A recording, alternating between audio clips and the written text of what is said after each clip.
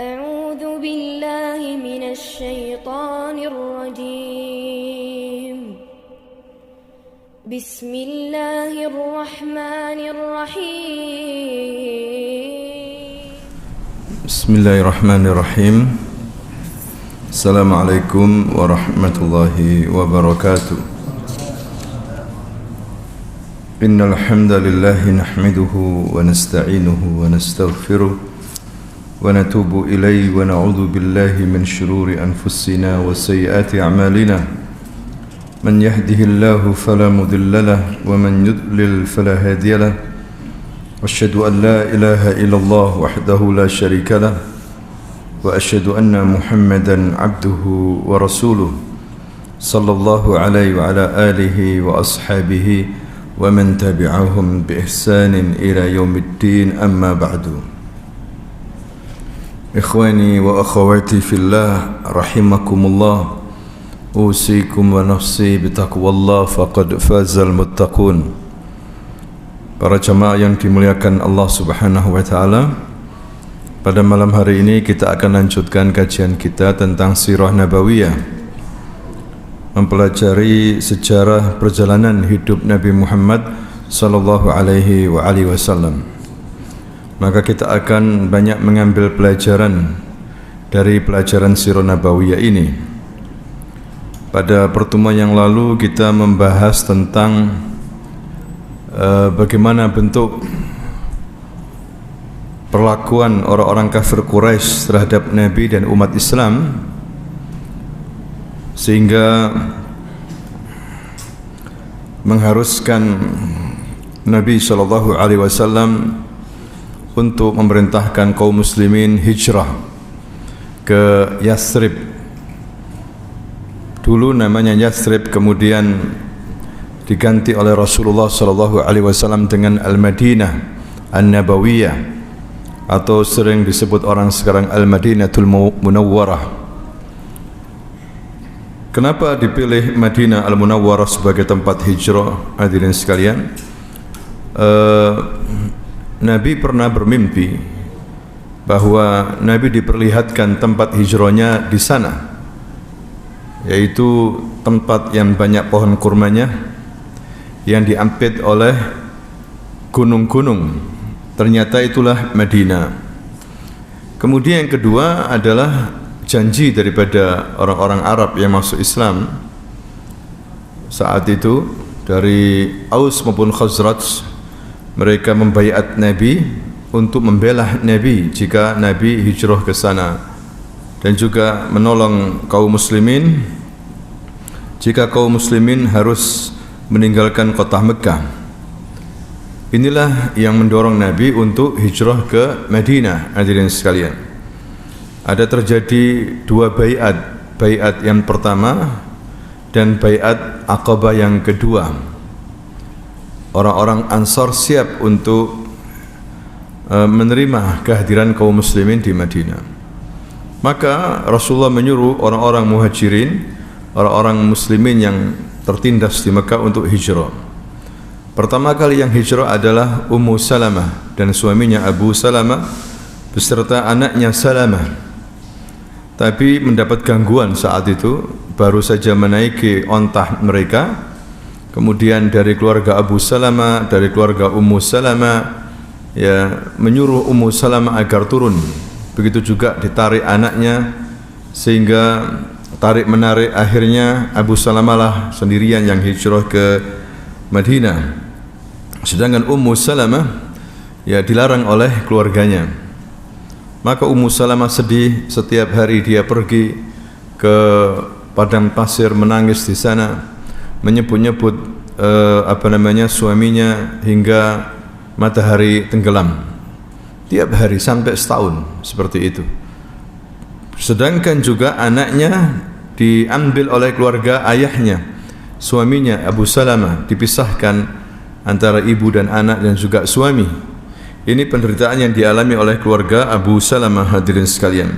Sampai pada akhirnya ada kerabat mereka yang kasihan, melobi beberapa keluarga agar Ummu Salamah diizinkan pergi bersama anaknya menyusul suaminya. Kemudian juga hadirin sekalian yang dialami juga oleh Suhaib Ar-Rumi.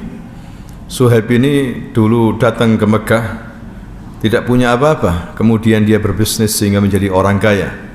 Ketika masuk Islam dan akan pergi hijrah, dihadang oleh orang-orang Quraisy. Orang-orang Quraisy mengatakan, "Ya Suhaib, kunta salukan haqiran." Dulu kamu masuk Mekah fakir, tidak punya apa-apa. Kemudian sekarang engkau mencapai seperti ini. Kemudian kamu akan meninggalkan Mekah dengan membawa hartamu? Tidak kita izinkan. Atau kamu punya masalah dengan kita? Maka Suhaib mengatakan, "Wahai orang-orang Quraisy, kalian mau harta bendahku?" "Iya." "Serahkan."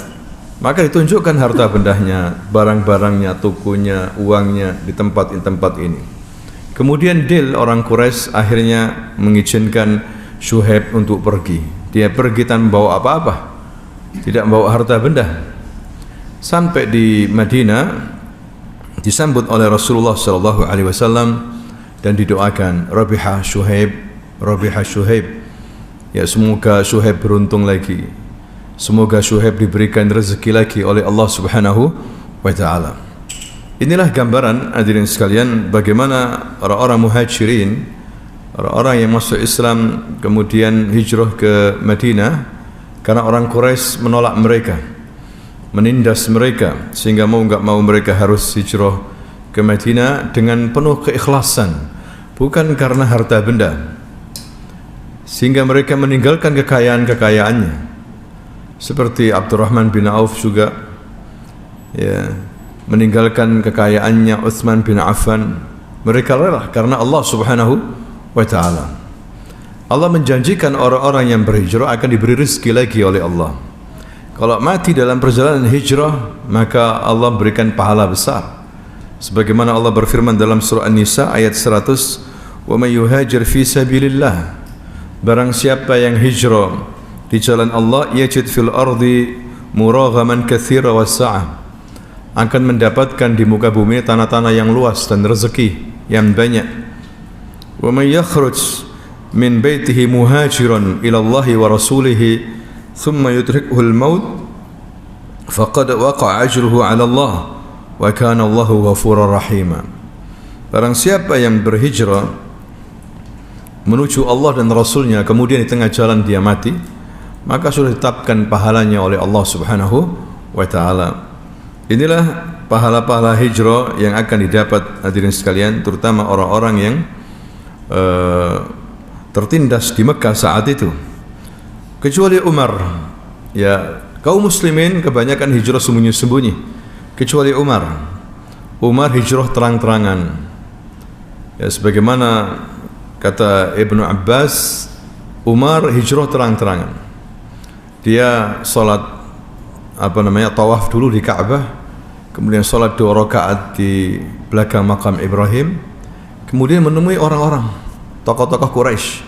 "Wahai orang-orang Quraisy, saya mau pergi menyusul Muhammad ke Yathrib. Ya, silakan hadang saya. Siapa yang ingin istrinya jadi janda, anak-anaknya jadi anak yatim piatu, hadang saya. Ya, silakan hadang saya." Ya, itulah Umar, luar biasa hadirin sekalian, sehingga tidak ada yang berani menghadang seorang pun dari orang Quraisy. Ya, jadi Umar waktu itu berjanji sama beberapa orang miskin, orang-orang yang lemah, ada sekitar 20 hijrah bersama-sama dengan Umar bin Khattab radhiyallahu anhu wa ardha. Ya, sehingga semuanya hijrah kecuali Nabi sallallahu alaihi wasallam. Ya, Abu Bakar ingin hijrah tapi dilarang oleh Nabi. "Sabar wahai Abu Bakar, barangkali mungkin kamu akan dapat teman nanti." Ya sudah, Abu Bakar menunggu Rasulullah sallallahu alaihi wasallam. Bagaimana hadirin sekalian dengan orang-orang kafir Quraisy? Melihat hal ini, mereka kaget luar biasa. Ternyata kaum muslimin mendapatkan tempat di Madinah. Madinah adalah kota strategis bagi orang Mekah. Ya, mereka kalau ke Syam harus melalui Madinah. Ini bahaya sekali untuk masa depan perdagangan mereka. Pasti orang Islam akan menghadang mereka. Disitulah mumpung pemimpin kaum muslimin masih di Mekah, maka mereka bermusyawarah ya di Darun Nadwah. Mereka merancang, membuat makar bagaimana menghabisi Muhammad ini mumpung pemimpinnya masih di Mekah. Maka dijadikan Darun Nadwah sebagai tempat musyawarah tokoh-tokoh Quraisy. Ya, waktu itu ada yang ikut di depan pintu, seorang syekh, ya, orang tua mengaku dari Najd. Ketika ditanya, "Man anta?" "Ana syekh min Najd."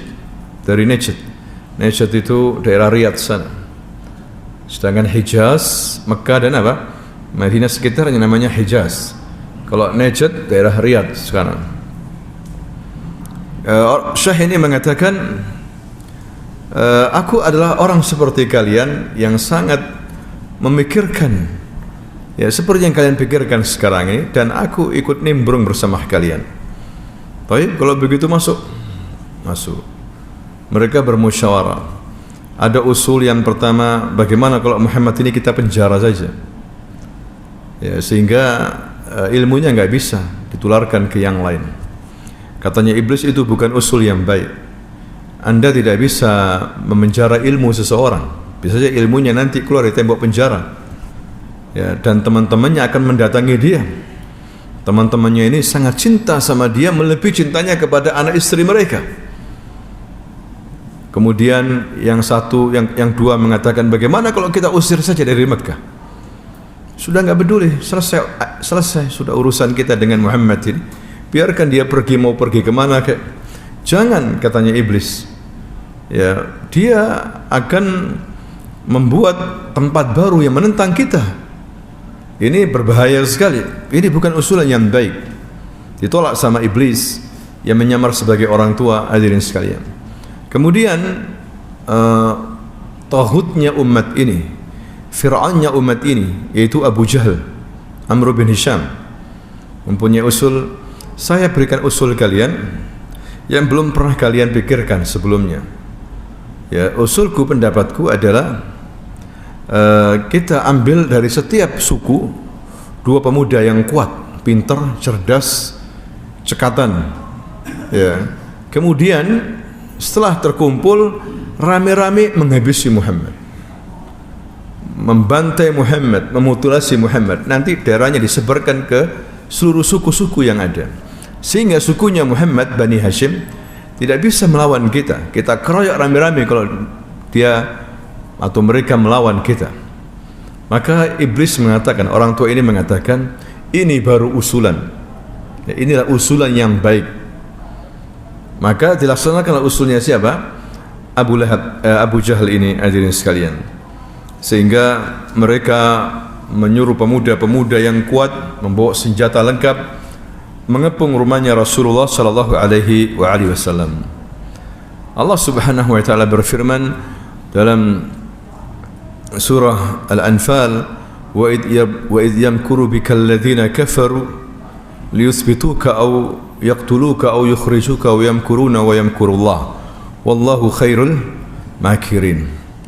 Ketika orang-orang kafir membuat makar kepadamu ya Muhammad, mereka ingin memenjarakanmu, liyuthbituk, memenjarakanmu, au yaqtuluk, atau mereka ingin membunuh kamu, au yukhrijuk, atau mereka mau mengusir kamu, wa yamkuruna, dan mereka membuat makar buruk, wa yamkurullah, tapi Allah juga membuat apa? Makar. Wallahu khairul makirin, dan sebaik-baik pembuat makar adalah Allah Subhanahu wa taala. Kemudian Rasul diberitahu oleh malaikat Jibril, ya Rasulullah, sekarang rumahmu dikepung sama pemuda-pemuda Quraisy, tokoh-tokoh mereka juga ikut. Malam ini jangan tidur di sini, jangan tidur di rumahmu, pergilah kamu. Maka Rasulullah langsung memberitahu Ali bersama dia, Ali bin Abi Thalib, sepupunya, yang masih kecil saat itu. Ya, begitu beraninya Ali menjalankan pesan sepupunya ini, yaitu Rasulullah sallallahu alaihi wasallam. Ya Ali, aku malam ini enggak tidur di sini. Aku akan pergi. Kemudian tidurlah di tempat tidurku. Ani nim fi firashi. selimutlah dengan selimutku ini. Ini barang-barangan orang ini banyak ini barangnya si fulan, barang si fulan, barangnya si uangnya si fulan. Berikan kepada orang-orang besok. Jadi Rasulullah sempat masih mengembalikan amanah orang, hadirin sekalian. Walaupun dia ini sudah mau dibunuh, masih mengembalikan amanah-amanah.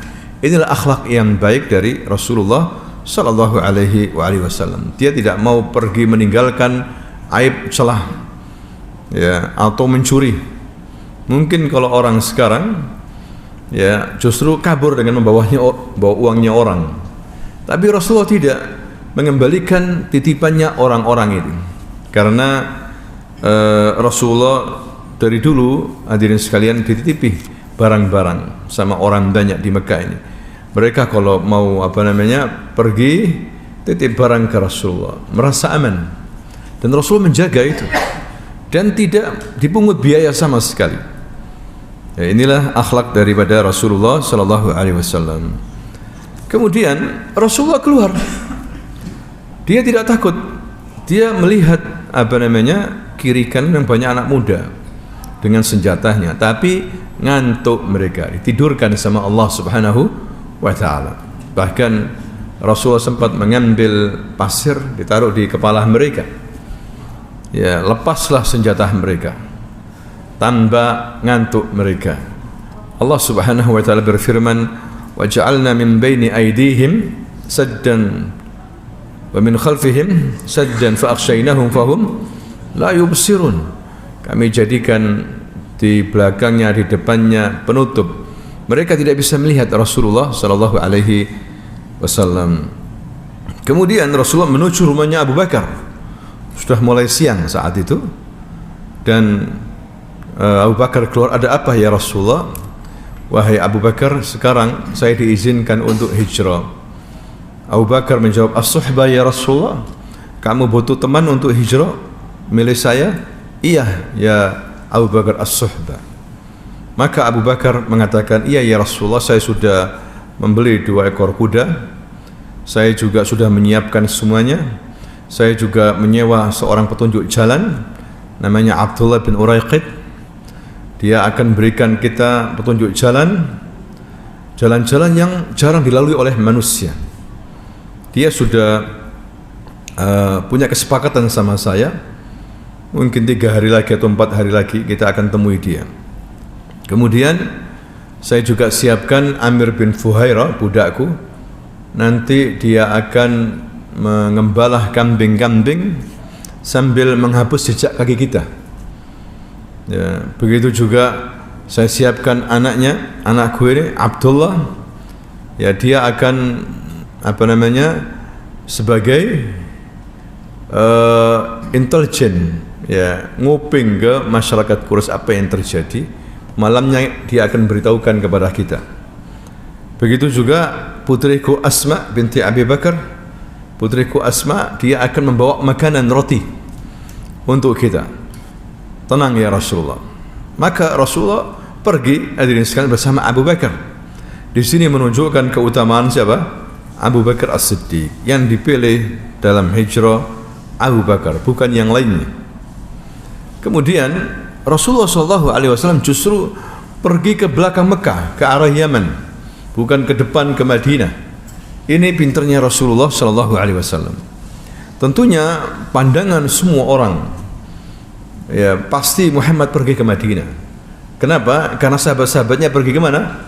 Ke Madinah, sehingga mereka menyisiri semua tempat mengarah ke Madinah. Pak Rasul justru di belakang Mekah, arah selatan menuju ke Yaman. Ya, disitulah Nabi menaiki Gunung Thur. Di sana ada gua kecil. Disitulah Rasulullah tinggal bersama Abu Bakar selama 3 hari. Ya. Jadi orang Quraisy merasa kehilangan, sehingga mereka membuat sayembara. Ya, dapat hadiah seperti hadiah diat pembunuhan 100 ekor onta. Jadi sayembara 100 ekor onta. Barang siapa yang mampu untuk membawa Muhammad mati maupun hidup, Tentunya ini bukan jumlah yang kecil, hadirin sekalian.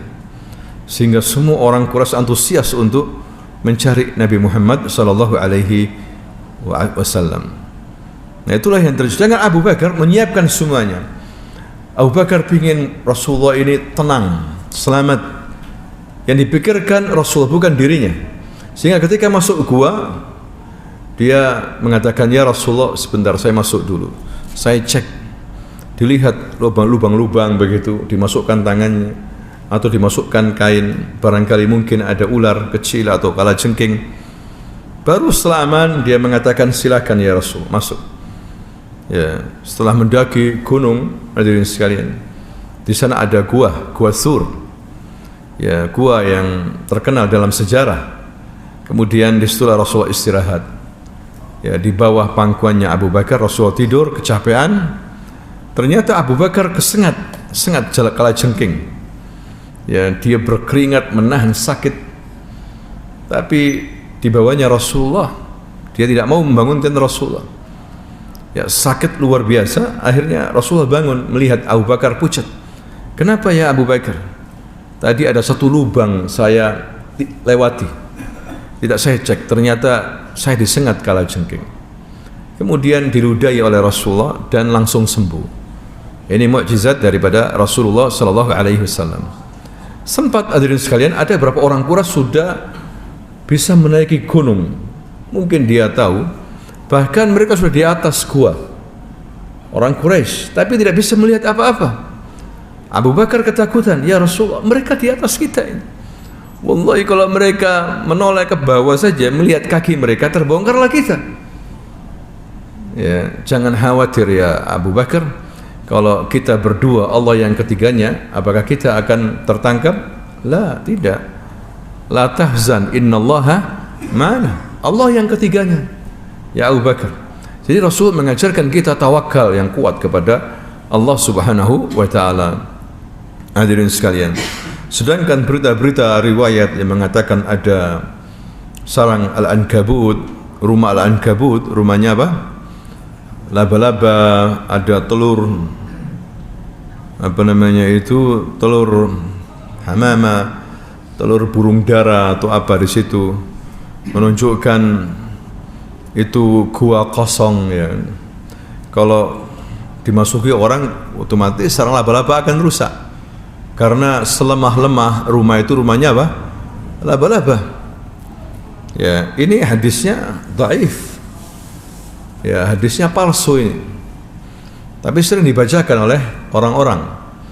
Yang jelas mereka tidak bisa melihat, ditutupi sama Allah Subhanahu wa taala. Tidak ada cerita-cerita yang sahih hadisnya tentang rumah laba-laba atau ada telur atau macam-macam seperti itu. Ya, walaupun dibacakan oleh orang-orang kisah-kisah seperti ini, padahal riwayatnya apa? Lemah, hadirin sekalian. Ya, kadang cerita-cerita itu ditambah-tambahi dengan kisah-kisah yang dhaif, yang lemah, bahkan palsu. Maka kita harus berhati-hati ini. Ya, kemudian hadirin sekalian, Rasul tinggal 3 hari di situ. Pertanyaannya adalah kenapa 3 hari? Ya, menurut para ulama 3 hari karena bisa jadi kalau langsung pergi ke Madinah, barangkali masih rame-ramenya orang mencari Rasulullah. Hari kedua mungkin menyusut, hari ketiga lebih menyusut lagi. Nah, inilah siasat Rasulullah sallallahu alaihi wasallam. Pas hari ketiga datanglah Abdullah bin Uraiqid, penunjuk jalan itu. Ya, dia bersama Uraiqid melalui jalan-jalan yang tidak dilalui oleh orang lain. Bahkan menyisiri Laut Merah, dekat dengan Laut Merah sampai ke Jeddah sana. Jalan-jalan yang tidak dilalui oleh banyak orang. Jadi perjalanan Rasulullah hadirin sekalian dari Makkah menuju Madinah ini 12 hari. Ya, panjang dulu itu. Untuk pergi ke Madinah saja panjang, harus naik bukit, turun lembah dan sebagainya. Ya, jadi panjang sekali. Kalau sekarang mungkin 4 jam naik bis ya. Kalau naik mobil kecil bisa 3,5 jam. 3 jam. Ada kereta lagi sekarang ini 2,5 jam. Kereta cepat. Ya, kalau dulu susah 12 hari. Sempat Rasulullah SAW dikejar oleh seorang namanya Suraqah bin Malik. Waktu itu Suraqah duduk di Ka'bah. Ada seorang musafir datang. Tadi saya melihat dua yang hitam dari jauh. Dua yang hitam, maksudnya dua orang. Tapi saya tidak tahu dia Muhammad atau bukan, kata orang musafir ini. Suraqah langsung berteriak, itu bukan Muhammad. Itu bukan apa? Muhammad, ya jamaah. Mungkin dia jalan tempat yang lain. Tiba-tiba dia mundur, pulang, ambil kudanya dan membawa pedang, tombak, langsung mencari Muhammad seperti yang dikatakan orang musafir tadi itu. Untuk apa? Supaya dia dapat sayembara, 100 ekor unta, supaya dia sendiri yang dapat. Ya, dia ini jago naik kuda. Suraqah terkenal. Langsung dia mengejar Rasulullah SAW. Dan ternyata dia melihat Rasulullah. Ya, dan Abu Bakar ketakutan. Ya Rasulullah, Suraqah tahu kita. Tenang ya Abu Bakar, walaupun Suraqah, tenang aja. Abu Bakar ini luar biasa sangat sayang sama Rasulullah. Ketika dia berjalan waktu hijrah, terkadang dia berjalan di depan. Nanti 1 jam lagi arah ke belakang, 1 jam lagi ke kanan, 1 jam lagi ke kiri, begitu. Sampai Rasulullah bingung, ada apa ya Abu Bakar? Kamu kok seperti ini? Iya ya Rasulullah, saya ini ke depan, khawatir barangkali musuh itu datang dari depan menyerang kamu. Aku juga ke belakang, khawatir musuh dari belakang menyerang kamu. Seperti itu. Ini menunjukkan Abu Bakar sangat mencintai Rasulullah dan berharap Rasulullah selamat. Walaupun dirinya mati pun nggak ada masalah. Kemudian Suraqah mulai mendekat. Ternyata jatuh Suraqah ini. Hadirin sekalian. Sudah mulai dekat adalah jatuh kudanya dan dia jatuh juga. Rasulullah terus berjalan, dikejar lagi sama Suraqah, jatuh lagi. Sampai 3 kali. Kata Suraqah, ini tidak mungkin ini. Tidak mungkin terjadi seperti ini. Kecuali memang ada sesuatu yang besar. Setelah itu didatangi sama Rasulullah. Ya Suraqah, kamu mau apa ya Suraqah? Ya. Mau apa? Mau 100 ekor onta itu? Mengejar aku, menangkap aku? Iya. Maukah aku kasih yang lebih daripada itu? Kata Rasulullah. Apa itu katanya? Aku akan berikan kamu mahkota Persia, gelang-gelang emas permata Persia. Mau kamu melebihi daripada onta itu? Artinya waktu itu Persia negeri superpower. Siapa yang berani mengambil mahkota Raja Persia? Siapa? Kalau nggak perang, hadirin sekalian. Ya. Tapi Rasulullah begitulah. Dalam keadaan dia jadi DPO, justru menjanjikan sesuatu yang heboh, yang besar. Menunjukkan Persia akan ditaklukkan oleh umat Islam. Jadi nggak masuk akal. Suraqah bingung, Suraqah ini dikasih seperti itu. Ya ternyata benar memang. Ya waktu zaman Umar bin Khattab, Persia, Madain ibu kotanya jatuh ke tangan umat Islam, diborong itu. Kekayaan orang Persia dibawa ke Madinah, termasuk mahkotanya, gelang-gelangnya, emasnya, putri-putrinya dibawa ke Madinah sama umat Islam. Dan Umar teringat dengan pesan Rasulullah, terdengar pesan ini oleh Umar bin Khattab. Dipanggil Suraqah, ya Suraqah, kesini kamu. Suraqah termasuk yang menjadi tentara mujahid yang menaklukkan Persia. Ya Suraqah, kesini kamu. Ini janji Rasulullah kepada kamu. Dikasihkan mahkotanya, berliannya, emasnya. Suraqah kaget, menangis Suraqah.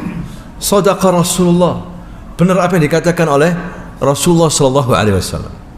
Nah itu, ketika bertemu Suraqah, Rasul mengatakan seperti itu, memberikan suatu impian, mungkin mustahil, tapi tidak ada mustahil bagi Rasulullah SAW, karena dia orang jujur, karena apa yang diomongkan wahyu. Hadirin sekalian, seperti seorang dikejar-kejar jadi DPO, maukah kamu saya kasih istana Washington misalnya?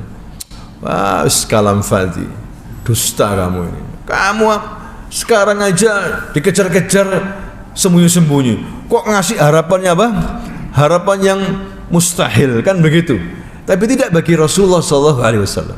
betul-betul dikasihkan ke Suraqah, ingin menunjukkan bahwa apa yang dia sampaikan hak, tidak dusta. Hadirin sekalian, tapi ya Suraqah, rahasiakan. Beriman Suraqah ini kepada Rasulullah, ya, rahasiakan pertemuan kita ini. Siap kamu? Siap ya Rasulullah. Sudah masuk Islam, dia menyembuhkan Islamnya, sehingga dia hadang ketika ada orang melewati, orang-orang berusaha untuk melewati jalan yang ditempuh Rasulullah. Kata Suraqah, enggak ada Muhammad di sini, cari tempat yang lain. Saya sudah selidiki, enggak ada Muhammad di sini, cari jalan yang lain. Ya, membantu Rasulullah dan menyembunyikan tempat Rasulullah sallallahu alaihi wasallam. Sampai akhirnya Rasul singgah di Quba. Ada kisah menarik hadirin sekalian, ketika orang-orang Madinah mendengar Rasulullah sudah pergi, sudah sampai 10 hari belum datang Madinah. Orang Madinah yang orang-orang Arab yang Muslim ini menanti Rasulullah di perbatasan Madinah. Mereka duduk walaupun kepanasan sampai matahari terbenam. Muhammad gak datang, mereka pulang lagi malam. Besoknya datang lagi rombongan, ingin menyambut siapa? Rasulullah sallallahu alaihi wasallam. Ya, gak ada, mereka pulang. Sampai pertama kali yang mengetahui kedatangan Rasulullah, yang melihat kedatangan Rasulullah siapa? Orang Yahudi. Orang Yahudi ini lagi naik pohon kurmanya. Dia punya pohon kurma. Orang Yahudi kaya-kaya di Madinah, memiliki kebun-kebun kurma. Ya, akhirnya orang Yahudi ketika naik melihat Rasulullah, Abu Bakar sama Rasulullah ini, langsung dia teriak, "Ya Bani Qailah, ya Bani Qailah, jaddukum qad jaa, jaddukum qad jaa, ya jaddukum alladhina tantadhirunahu qad jaa." Wahai Bani Qailah. Siapa Bani Qailah? Maksudnya Ansar, Aus Khazraj. Aus Khazraj akhwan, dulunya itu dua bersaudara, kakak adik. Ibunya bernama Qailah. Mereka dari Yaman. Ya, mereka dari Yaman, hadirin sekalian. Aus Khazraj ini dulunya kakak adik, ibunya bernama siapa?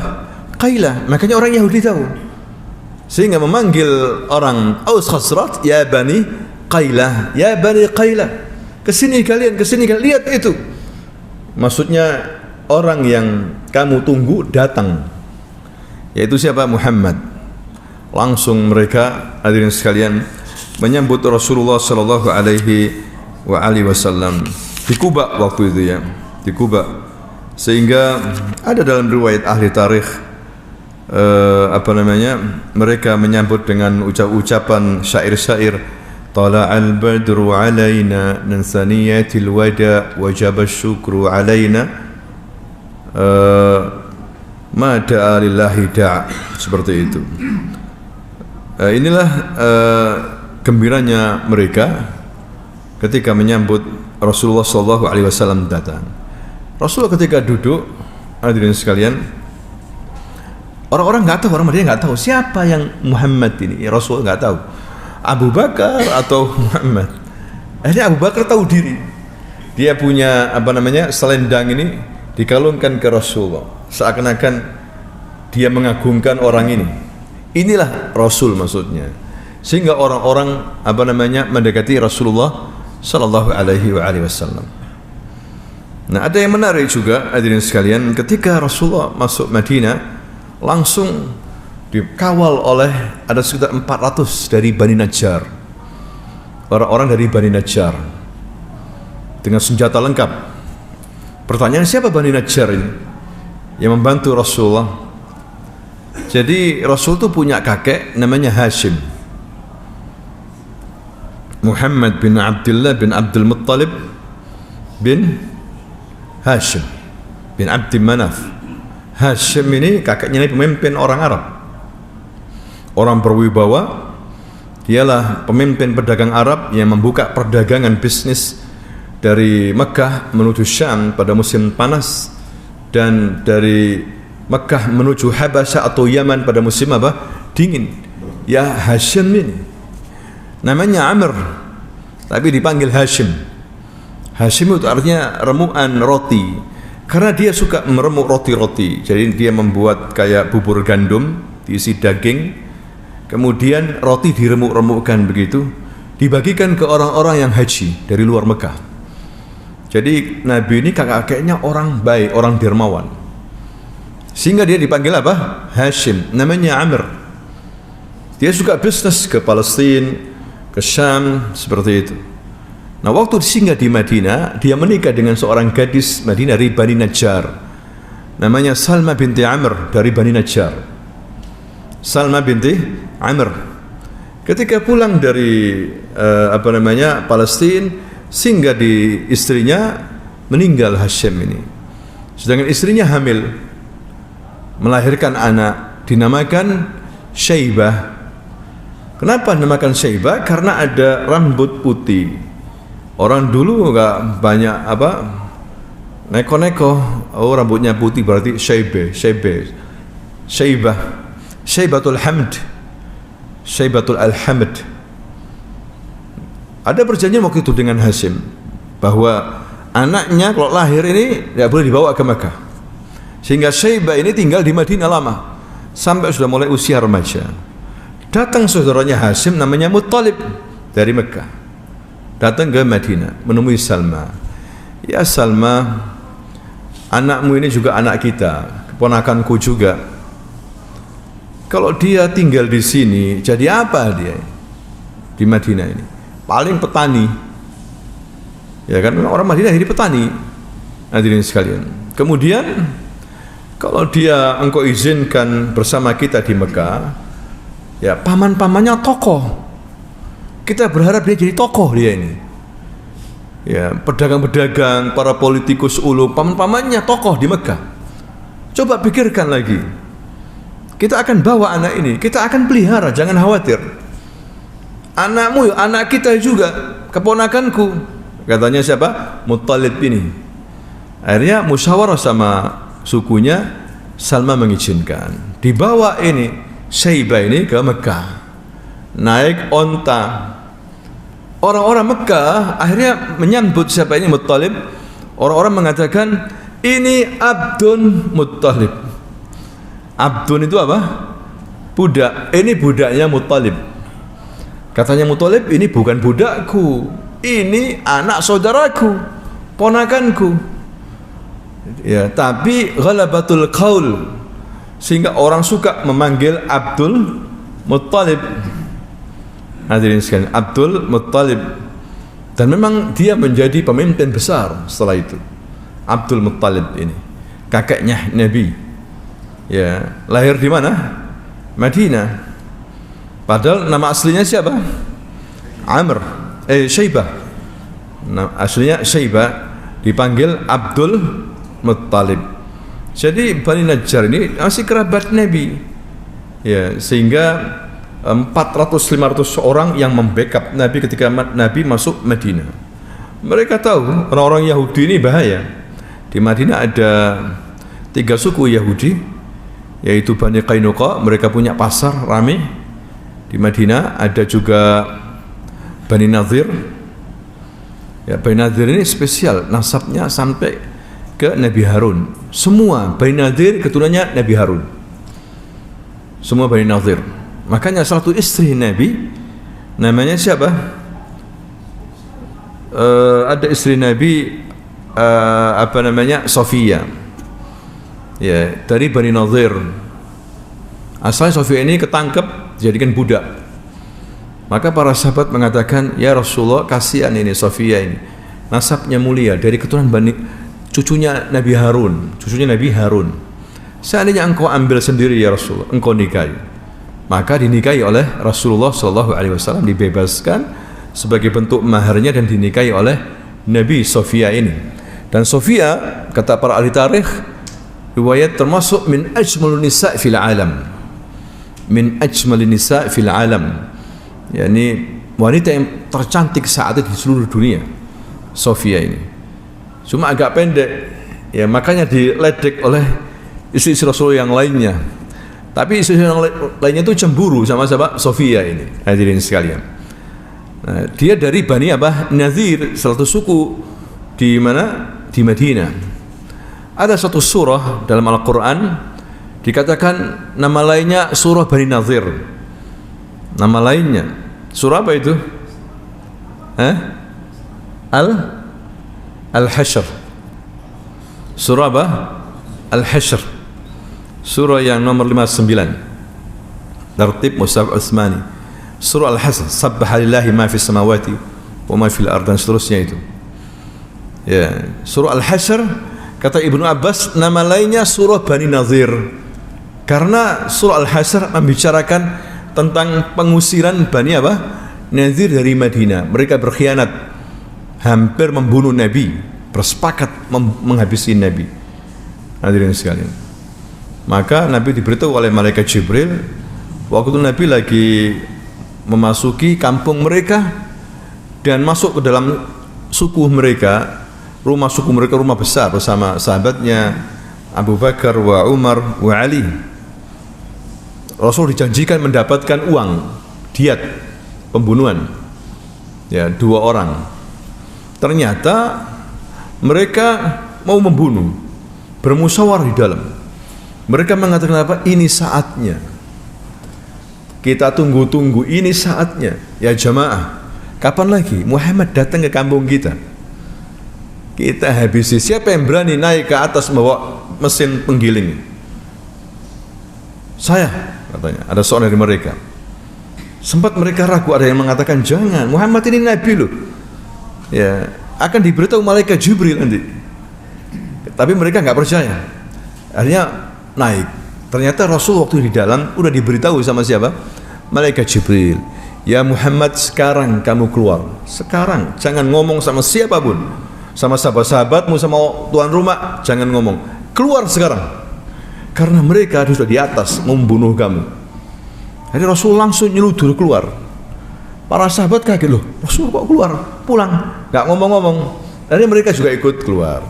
Nah, setelah di Madinah disampaikan oleh Rasulullah bahwa mereka membunuh saya. Ayo siapkan pasukan. Kepung mereka ini. Jaraknya nggak jauh dengan rumah Rasulullah, sekitar 3,6 kilo. Sehingga itu para sahabat kalau ngepung mereka itu tidak pakai kuda, tidak pakai onta, berjalan kaki. Ya, dikepung sampai 10 hari, akhirnya mereka menyerah. Rasulullah sempat membakar kebun-kebun kurma mereka. Sampai mereka mengatakan, kamu Rasulullah, mengaku Rasulullah berbuat baik, kok bakar apa? Kurma. Tidak boleh seperti itu. Itu siasat. Dibolehkan sama Allah Subhanahu wa taala. Akhirnya mereka keluar, hadirin sekalian, menyerah, diusir mereka oleh Nabi. Makanya umat Islam dapat fai. Apa itu fai? Harta rampasan dari orang kafir, tapi tanpa melalui apa? Peperangan. 1/5 digunakan untuk Allah dan Rasulnya, kerabat Rasulullah, kemudian anak yatim, orang miskin, dan ibnu sabil.